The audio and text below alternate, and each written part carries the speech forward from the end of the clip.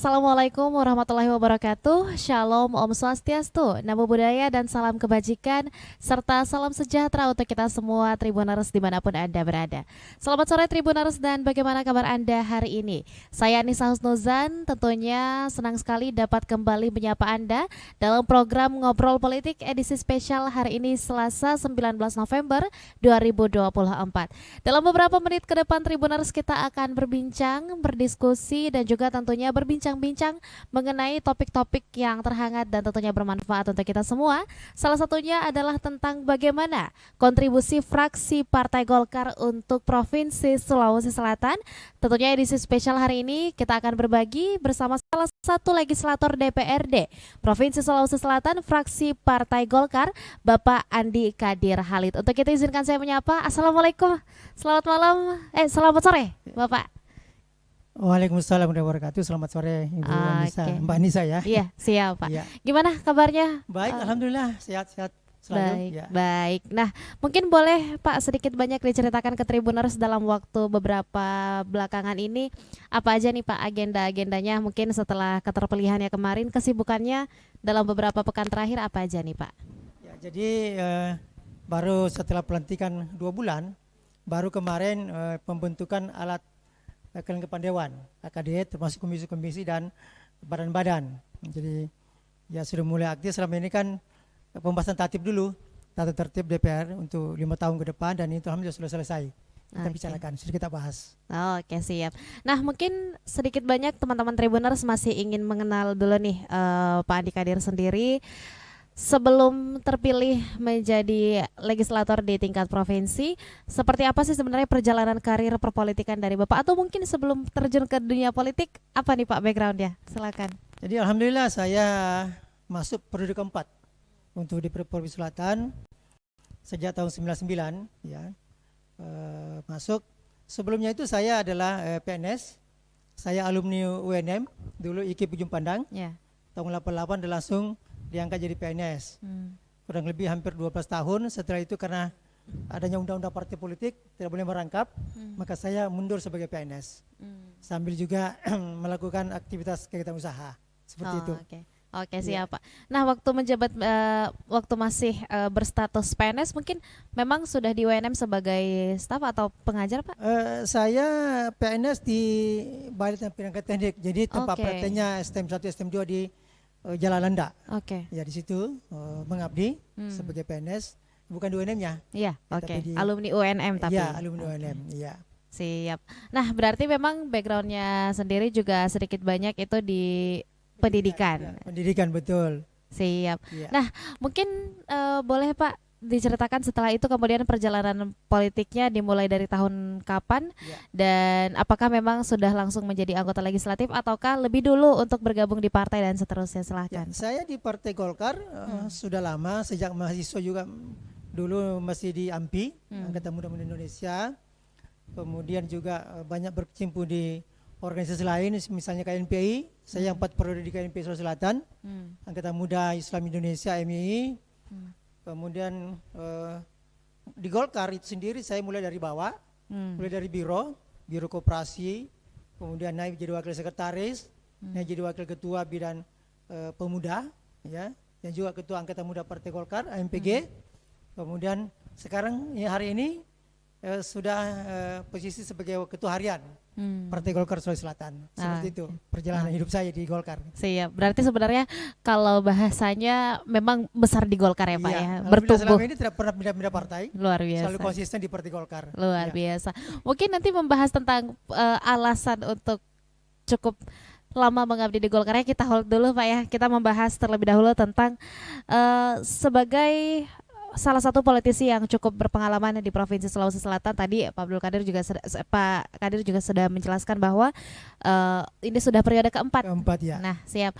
Nah, apa yang kemudian yang menjadi hasil pengamatan dari Bapak sendiri melihat Provinsi Sulawesi Selatan ini sebagai salah satu provinsi yang memiliki potensi yang cukup besar? Mungkin silahkan Pak. Memang kita kan daerah yang seberapa lengkap lah dari segi sumber daya alamnya, di 24 kabupaten kota, ya. Jadi hanya memang sampai ini belum kita garap dengan baik, ya. potensi kita belum tergarap dengan baik ya. Makanya sampai hari ini APBD kita kan masih kecil, hanya 9,2 triliun ya. Dibandingkan dengan provinsi yang lain ya, provinsi misalnya di Medan, di Surabaya, di Jawa Barat misalnya kita jauh masih kecil daripada pendapatan asli daerah kita, gitu ya. Baru 4,5 triliun ya, kecil kan gitu ya, seperti itu. Jadi masih banyak yang harus kita kerjakan ya, untuk bagaimana meningkatkan daripada sumber-sumber alam kita garap dengan baik, dan juga bagaimana mensejahterakan masyarakat kita di Sulawesi Selatan ini, seperti itu. Oke, baik Pak. Nah, melihat bahwa di periode sebelumnya sendiri Bapak berada di komisi bidang Kesra. Bidang Kesra. Ya, Kesejahteraan Rakyat ya. Oke, siap. Nah, bagaimana sebenarnya Bapak sendiri melihat seperti apa kondisi kesejahteraan rakyat khususnya masyarakat di Provinsi Sulawesi Selatan, terlebih lagi mungkin masih ada sedikit ketidakmerataan antara kabupaten kota yang cukup timpang, Pak.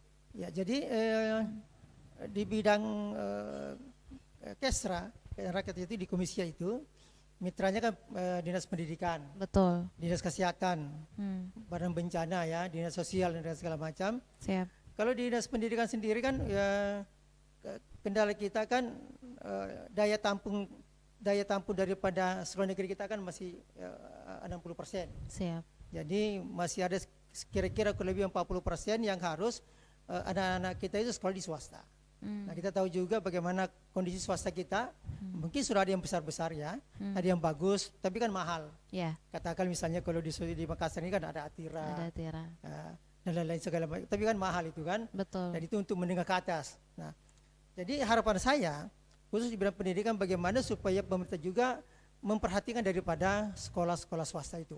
Ya, bukan hanya negeri ya, swasta juga, karena itu tadi 40% daripada daya tampung kita kan ada di swasta itu. Ya, itu harapan saya. Dan mudah-mudahan juga pemerintah provinsi punya perhatian ke situ. Kemudian memang juga fasilitas yang ada di swasta kan masih kecil, masih kurang ya, masih kurang sekali. Ya, itu tadi kalau misalnya yang sudah besar, yang sudah modern, fasilitasnya kan itu pasti banyak yang berminat ke situ. Nah itu. Kemudian di bidang kesehatan, memang rumah sakit kita yang dimiliki oleh provinsi, karena ada rumah sakit provinsi, ada rumah sakit kabupaten kota, ada rumah sakit yang dari Kementerian Kesehatan. Misalnya Wahidin kan, itu kan.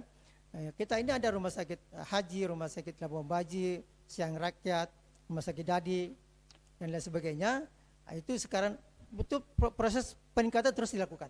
Bagaimana daripada segala macam peralatan yang ada di rumah sakit itu terus ditingkatkan. Tapi memang keterbatasan anggaran juga yang ya sehingga tidak semuanya bisa kita secara bersamaan bisa kita lakukan melalui proses tahap demi tahap. Seperti itu yang kita lakukan. Oke, baik Pak. Nah, saya mungkin mau menanyakan sedikit Pak, pembahasan tadi di bidang pendidikan misalnya. Selain dari fakta bahwa memang daya tampung yang dimiliki oleh sekolah negeri di Sulawesi Selatan mungkin di kisaran 60% ya Pak ya? Betul. Nah, lantas dengan presentasi seperti itu, kita mungkin perlu untuk membahas kualitas pendidikannya juga. Nah, apakah memang salah satu faktor yang bisa membantu untuk memajukan kesejahteraan dari rakyat dan masyarakat Sulawesi Selatan itu adalah masalah kualitas dari tenaga pengajarnya. Bagaimana Bapak sendiri melihat tenaga pengajar di Sulawesi Selatan ini sendiri, Pak? Jadi setiap tahun tetap ada proses peningkatan SDM dari para guru-guru kita. Betul. Ya. Dan juga dari pusat juga perhatian sangat besar. Yang kendala kita selama ini yang setiap tahun kita lakukan, misalnya sistem penerimaan siswa baru yang melalui sistem sonasi, itu kan keluhan daripada masyarakat kita. Betul. Karena di Makassar saja ini tidak semua SMA atau SMK ada di setiap kecamatan. Nah, itu kendalanya. Nah, mudah-mudahan dengan adanya pemerintahan baru ini, dengan adanya menteri yang baru yang juga barangkali mungkin ada kebijakan-kebijakan yang berbeda dengan kementerian yang lalu, misalnya soal kurikulumnya, kurikulum merdeka. Sekarang kurikulum merdeka kan mungkin ada nanti baru lagi ini. Jadi ini juga kendala dari segi pendidikan kita. Kalau setiap menteri baru terjadi lagi apa namanya program baru, Program baru. kurikulum yang baru lagi. Nah seperti Betul. itu. Jadi tapi harapan kita bahwa kalau misalnya ada perubahan jangan terlalu mendasar, jangan terlalu drastis segala macam, sehingga guru-guru kita juga bisa menyelesaikan secepatnya seperti itu. Siap Pak, siap. Nah, membahas tentang tema kita hari ini mengenai kontribusi fraksi Partai Golkar untuk Provinsi Sulawesi Selatan. Dapatkah dijelaskan Pak kepada para Tribuners mengenai apa saja program prioritas dari fraksi Partai Golkar yang telah atau mungkin yang akan dilakukan untuk kemajuan dan pembangunan Provinsi Sulawesi Jadi Selatan?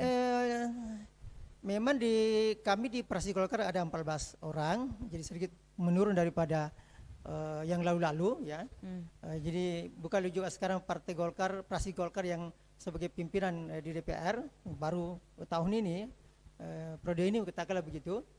Tapi karena tugas DPR kan hanya ada 3 ya, fungsi pengawasan, fungsi legislasi, fungsi budgeting seperti itu.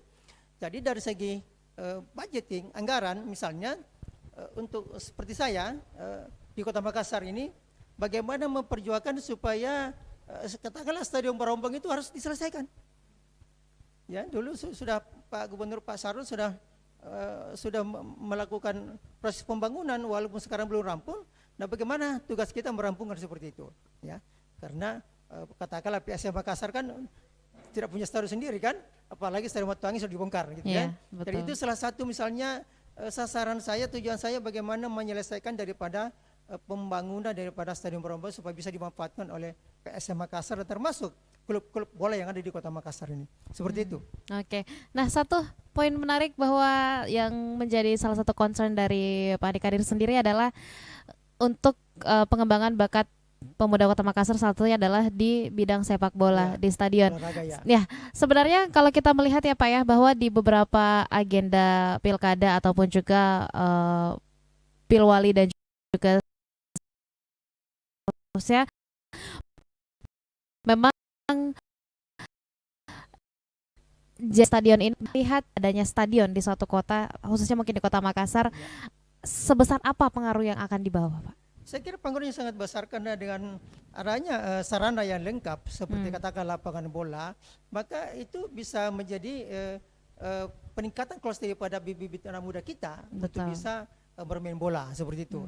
Dan di Makassar kan banyak klub-klub bola, tapi itu tadi yang ada lapangannya hanya ada di Karebosi, 3 lapangan segala macam, itu masih sangat kurang ya. Nah, apalagi stadion tidak ada segala macam. Jadi untuk melakukan kompetisi kan tidak bisa. Tidak bisa kita lakukan kompetisi misalnya antar provinsi atau antar apa, karena lapangan kita nggak ada, lapangan bola kita nggak ada gitu kan. Jadi sangat ironis gitu ya, sangat ironis sekali jika dibandingkan dengan misalnya di Papua sudah bertaraf internasional, apalagi di Kalimantan Timur saja ada tiga stadion, di Jawa Barat ada 2 stadion misalnya. Nah seperti itu. Jadi itu concern saya untuk di segi olahraga ya, untuk bagaimana bisa menyelesaikan itu. Apalagi saya pernah juga di ketua komisi E yang bidang yang mitranya dengan Dispora pemuda dan olahraga seperti itu. Termasuk mungkin misalnya lapangan-lapangan olahraga yang lain ya, bukan hanya sepak bola, olahraga yang lain yang memang selama ini menjadi andalan Provinsi Selatan untuk di PON. Itu juga harus ditingkatkan daripada fasilitas sarana dan prasarana. Betul sih ya Pak. Nah, selain dari itu, dari fraksi Partai Golkar sendiri, bagaimana fraksi Golkar di DPRD Sulsel khususnya mungkin berkontribusi dalam meningkatkan kesejahteraan masyarakat khususnya di bidang kesehatan, pendidikan dan lapangan kerja Pak. Ini yang paling penting mungkin adalah lapangan kerja. Jadi kami juga di fraksi Golkar sudah menempatkan daripada anggota-anggota di masing-masing komisi. Di DPR ada 5 komisi. Komisi A misalnya, komisi B bidang ekonomi, komisi C bidang keuangan, komisi D pembangunan, komisi bidang kesra.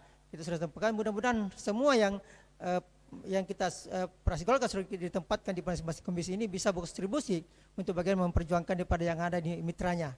Karena misalnya untuk katakanlah UMKM, katakanlah kan mitranya komisi B bidang koperasi, departemen koperasi dan UMKM, itu bisa lebih banyak berbuat di situ ya, untuk bagaimana bisa memperjuangkan daripada para pedagang kecil kita khususnya di Kota Makassar ini seperti itu, supaya mereka juga bisa berkembang ya, dan bisa mendapatkan akses permodalan katakanlah seperti itu yang selama ini sangat mungkin agak sulit ya karena adanya jaminan apa segala macam.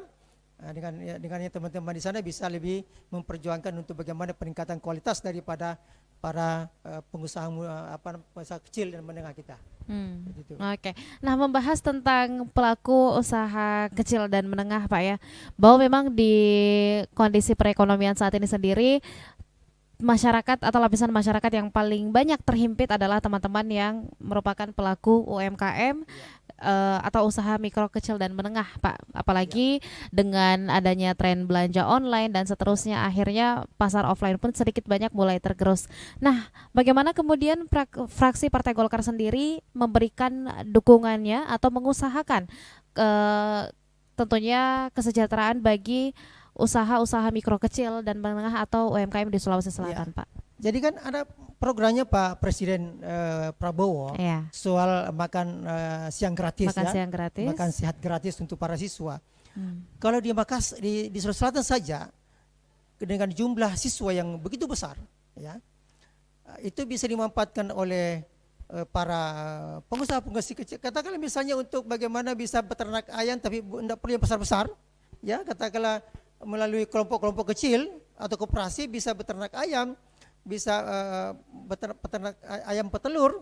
Karena kalau itu dibutuhkan misalnya katakanlah kalau ayam saja bisa 1 juta per ekor katakanlah untuk seluruh Indonesia, katakanlah begitu. Di Sulawesi Selatan berapa banyak gitu kan?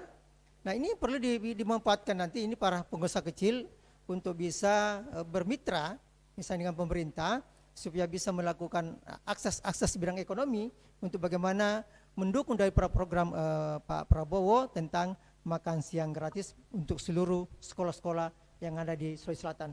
Bukan hanya negeri, termasuk swasta diikutkan untuk itu.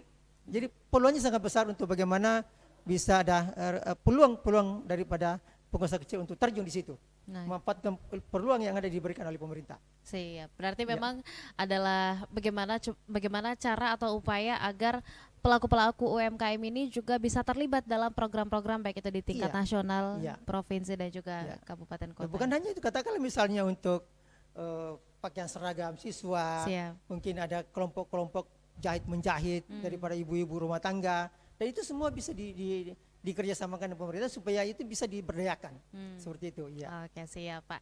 Nah, kita mungkin akan membahas kembali ke seperti apa sejarah perpolitikan dari Pak Kadir sendiri bersama dengan Partai Golkar dan seterusnya. Tapi mengingat bahwa ini merupakan periode keempat Pak Adi Kadir sendiri dipercayakan kembali untuk menjadi anggota legislatif.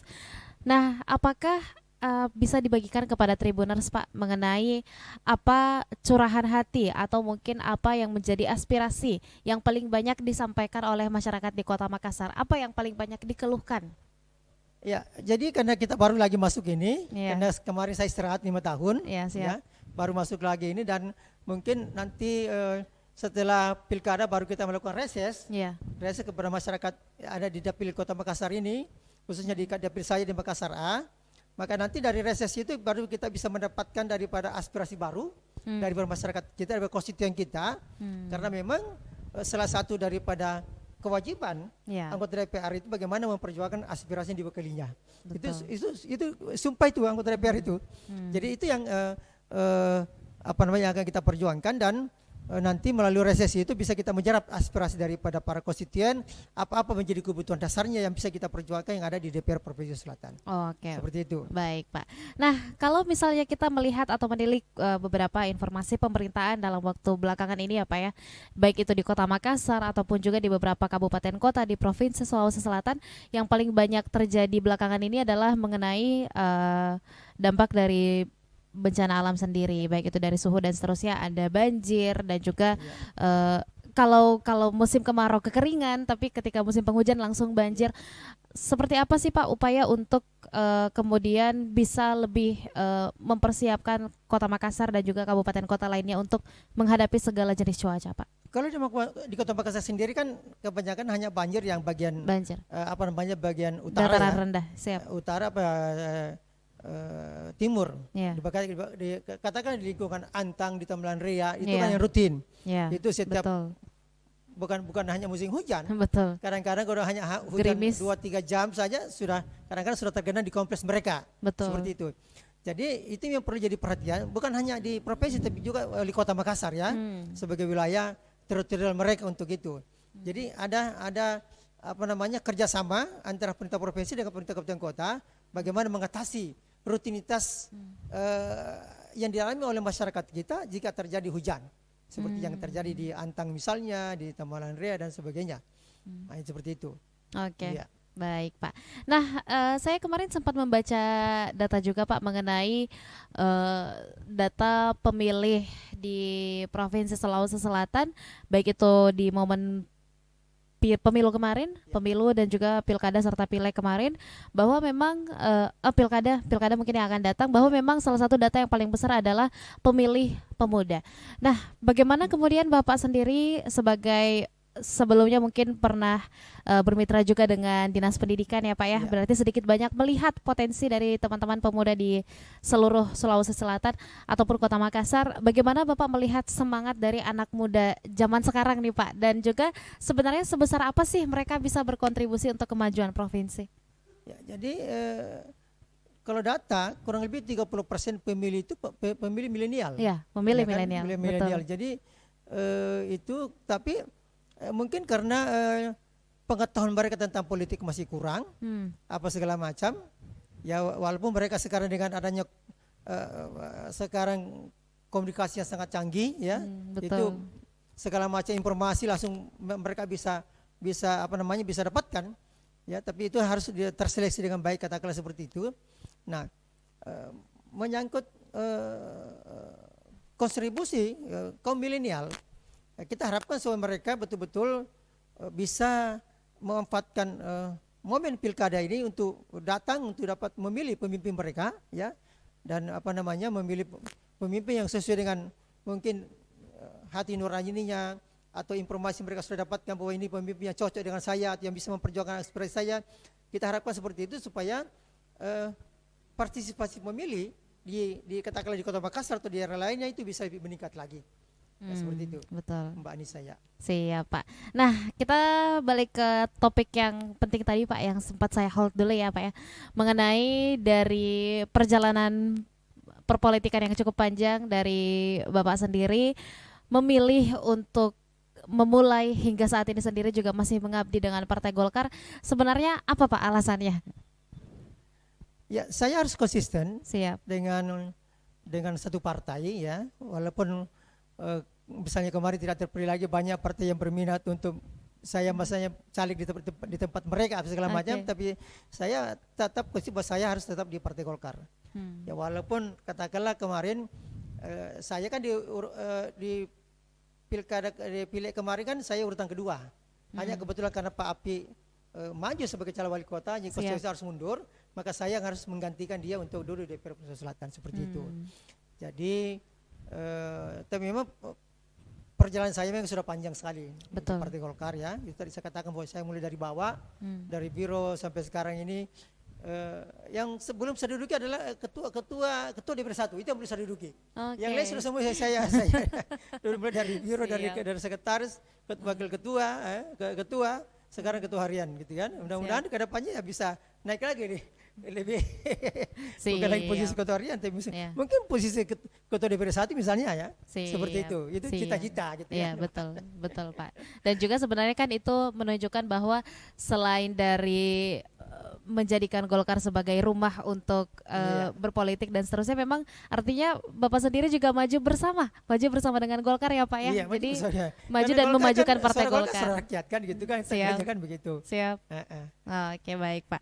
Nah, lantas kita kan sama-sama tahu ya Pak ya, teman-teman Tribuners juga pasti tahu bagaimana Partai Golkar sendiri juga memiliki sejarah yang cukup panjang dalam dunia politik di Indonesia, khususnya mungkin di Sulawesi Selatan, beberapa kali menjadi pemenang pilkada dan seterusnya. Lantas bagaimana Bapak sendiri melihat peran Partai Golkar dalam mendukung pembangunan di daerah Provinsi Sulawesi Selatan, Pak? Kalau perannya Partai Golkar selama ini saya kira sudah bagus sekali ya, sudah di jalur yang benar, gitu kan? Iya. Katakanlah begitu bahwa selama ini selalu mendukung pemerintah, ya, walaupun bukan pemenang di daerah itu, tapi Partai Golkar selalu mendukung dari pemerintah.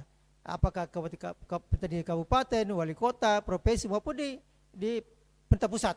Jadi Golkar tidak pernah keluar dari rel, selalu masuk di wilayah mendukung dari pemerintah yang ada.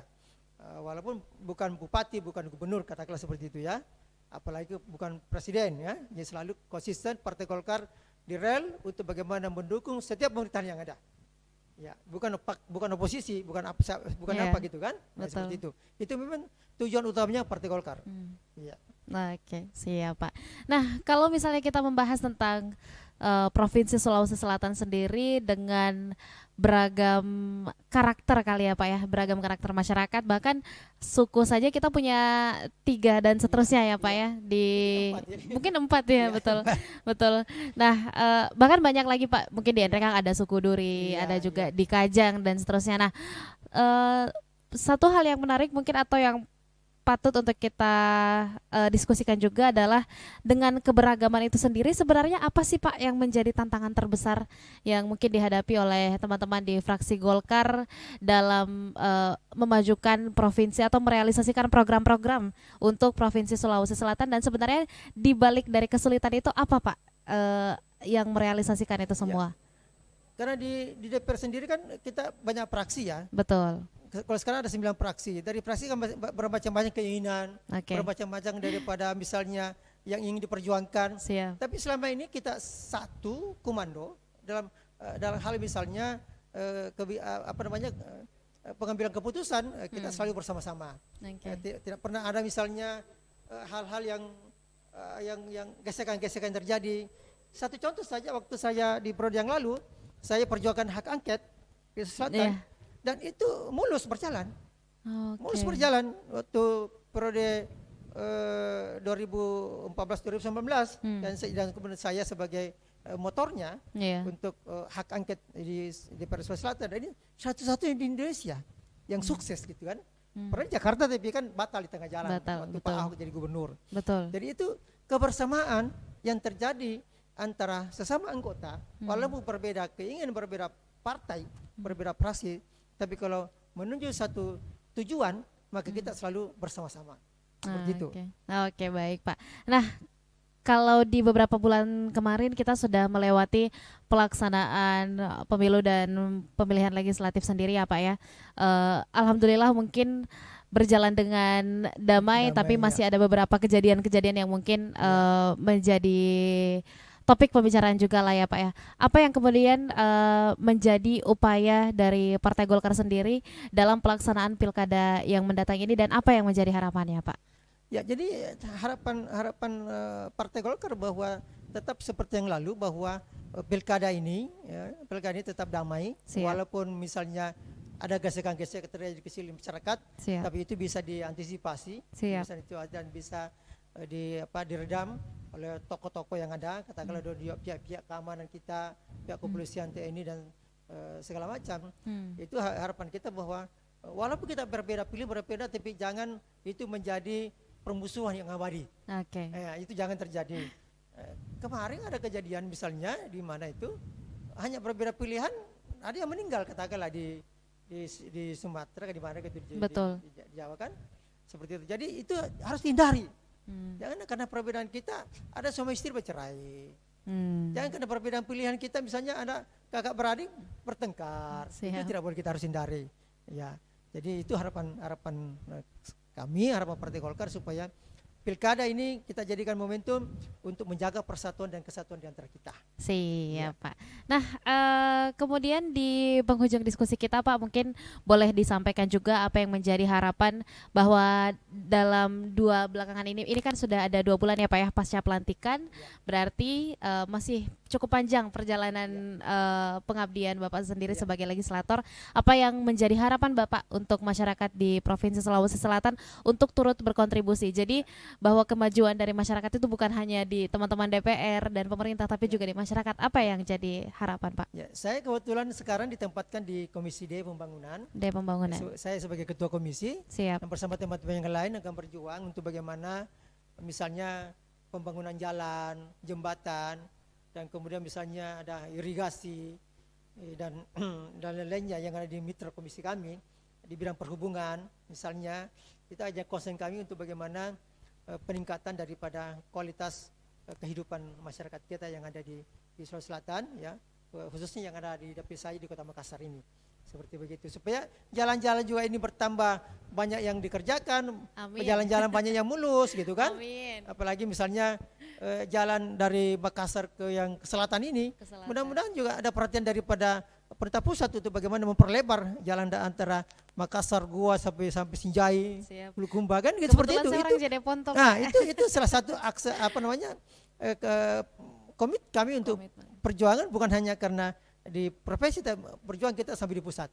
Seperti gitu. Siap Pak. Nah, saya punya satu pertanyaan Pak yang biasanya saya tanyakan ke teman-teman tokoh yang hadir di sini hingga berada di posisi ini sendiri.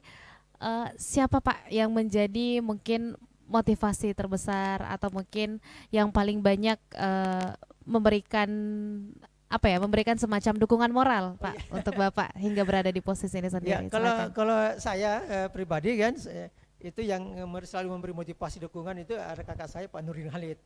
Itu memberi dukungan, motivasi, bantuan segala macam ya, bagaimana supaya saya seperti sekarang ini karena juga dari dia, gitu kan? Ya. Bukannya saya, mungkin banyak orang lain yang terbantu atau yang diberikan motivasi segala macam untuk kemajuan mereka, seperti itu. Oke, siap. Baik, terima kasih banyak Pak atas kesempatannya, sudah menyempatkan waktu di sela-sela kesibukannya. Berarti mungkin dalam beberapa bulan ini akan mulai disibukkan ya Pak ya dengan agenda-agenda reses dan mendengarkan aspirasi dari masyarakat.